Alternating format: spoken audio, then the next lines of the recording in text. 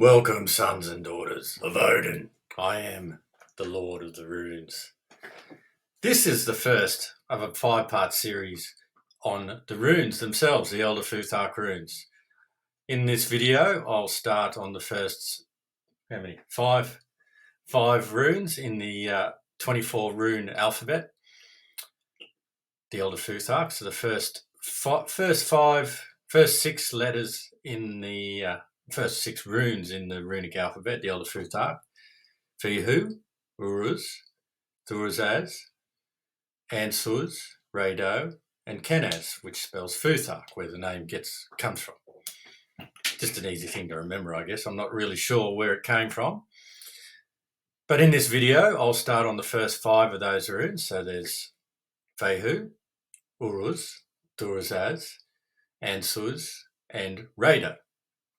And I'll explain what each means. So I was going to do it in 2 parts, as I said in a previous video, but it'd end up being too long. So I'll break it down into 5, and then it's easily digestible and you can come back to them when you need. Take your time. So I'll record these videos over the next few days, and you'll be seeing them on this channel. So this is number 1. Now, where do I start? So the runes, they came from the Nordic realm, the ancient north of Europe, where the Vikings originated from, Scandinavia. And the Scandinavian people, of course, a Germanic tribe. They migrated from the Germanic regions of Europe, like many of the tribes did that went west. They came from that area. And they brought with them the runes, or they were developed in that area. And there's a lot of conjecture who actually developed them or where they came from. But the one explanation that I fall on is that they are 4D objects, and they were created with a specific purpose. And the 4th dimension is of course 1 dimension above the current dimension. We're in the 3rd dimension, where time is different. 3rd dimension, time is linear, whereas in the 4th dimension, it's not linear. It is more circular. Well, that's the theory anyway. And that's one that I'm going to use in this video. And so time is not fixed. It doesn't move from one point to the next. You can go backward and forward, according to will, allegedly. Now, these runes are a system of, and by the way, before I forget, I'll stick a comment in this, stick a link in this video, which links to an article all about the 4th dimensional origins or nature of these runes. So have a look. I'll stick it here somewhere if I figure out how to do it. So around 1700 years ago, these runes emerged from the ancient north, from the mist-shrouded forests and the icy fjords of the Nordic realm. And they were used as, firstly, a system of writing, a system of communication. They represent sounds just as A, B, C, and D do. But they have a much deeper meaning as well. They are a system of divination, which is what I use them for, and systems of magic and protection, which is also what I use them for. And they are quite versatile. They are quite powerful due to their 4th dimensional nature.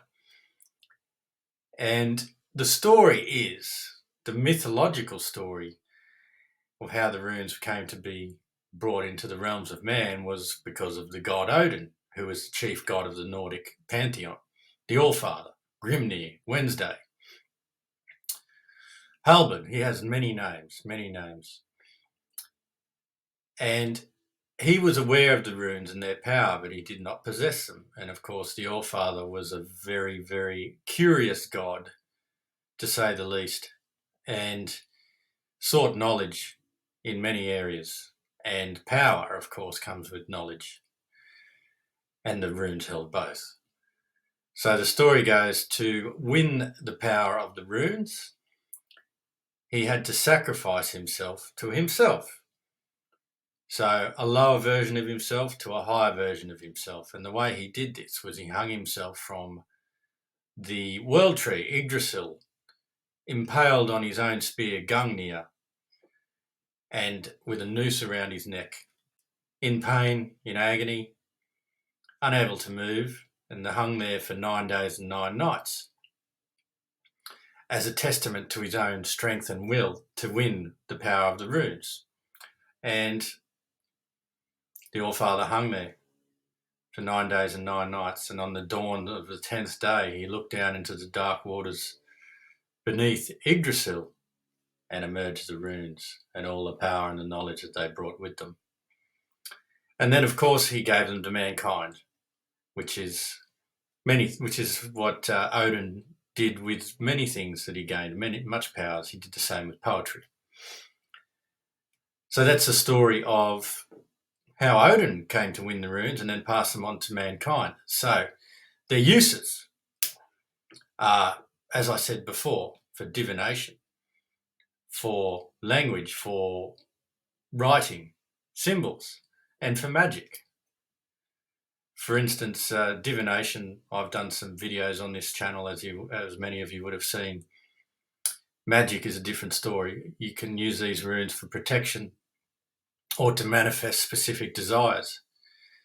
And you do that by using one rune in particular, a combination of runes, such as a runic formula, or bind runes, which is runes that are, of course, binded together.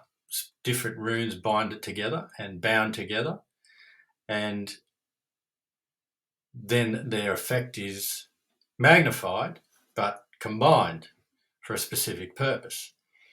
Now, these are great symbols of protection and are very powerful. I've used them in many areas of my life, and yeah, I don't know where I was without them before I started to use them.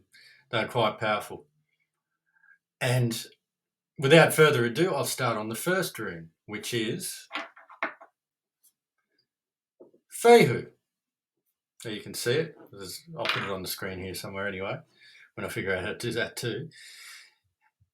Fehu, it means cattle, literally, but wealth and abundance. And these runes bring with them both a gift and a challenge. And the gift is, with this one, of course, is abundance, wealth. And the challenge is overstretched or absent resources, scarcity. When people in the ancient north, and of course across most ancient cultures, had cattle or livestock, they were considered wealthy because you could use those to support yourself through much hardship and sell them, of course, if you needed to as well. So if you had a lot of cattle, you're a rich person. So it represents, of course, abundance. And when this rune comes up, depending if it's in the inverted position or not, if it's inverted, of course, it brings with the challenge, absent resources. And if it's in the upright position, it means that abundance is abundant. And so when it comes up, it can also mean that it can mean many things, according to the gift and the challenge, but of course around the abundance theme. And there's specific questions you can ask yourself when they come up, if you draw them yourself or they come up in a reading. And whoever's doing the reading for you, will go into detail about this, but you can ask questions of yourself. For instance, okay, where am I allocating my abundance? Where can I find abundance? What do I consider abundance to be in my life? How do I want to manifest it? And when it comes up in a particular reading associated with sharing, for instance, if you spread your abundance around, then it comes back to you even more. So this is the energy of sharing what you have rather than hoarding. Because when you have more, you should give more. The more I have, the more I can give. That's a good attitude to have when you're manifesting, and that's the energy of this rune. The more I have, the more I can give. The more I can provide for my family, my community, for society in general. there's too many people now, these so-called elites, that hoard the wealth for themselves when, if they could distribute it, I'm not saying give it all away, but, give some of it to people that need it, then we wouldn't have a lot of problems that we do in the world. 1% of the world's population controls 99% of the world's wealth. So there is definitely a lack of fihu in those circles. For them, of course, there's abundance, but not for everyone else. Anyway, I'm not going to rant about that. I'll get on to the next rune, which is Urus. And this is the symbol of the Uruk, which was an ancient beast similar to an ox or a bison. Had quite big horns, allegedly. It's now extinct. And it was a very large and powerful creature that was prized for its horns and for its skin and pretty much everything else. If you killed one of those, you were pretty strong, apparently, if you're a man. And, of course, symbolises strength, the raw power of the universe. And when this rune comes up in a reading, for instance, again, is it inverted or is it in the upright position? So, of course, the gift is strength, universal power, and the challenge is physical weakness or mental weakness or weakness overall. It also represents spiritual strength, mental resilience and emotional resilience, strength overall. And when this rune is used for specific purposes, such as in a bind rune, for instance, so if you want to attach it to a healing rune, the main healing rune is Laguz, which means water. If you attach it to Laguz, it boosts the healing power of Laguz. If you want to put it on, say, on a plaster cast or something, if you've got a broken arm, very good in that respect. But you can also use it to strengthen your body and your will. I've put it on my training gear. I do Krav Maga, and it's been very useful in my training. It's increased, I've got no doubt it's helped increase my strength.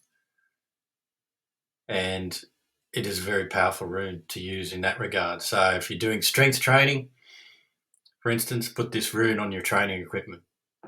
And I'll put a picture of it up. So that is Urus.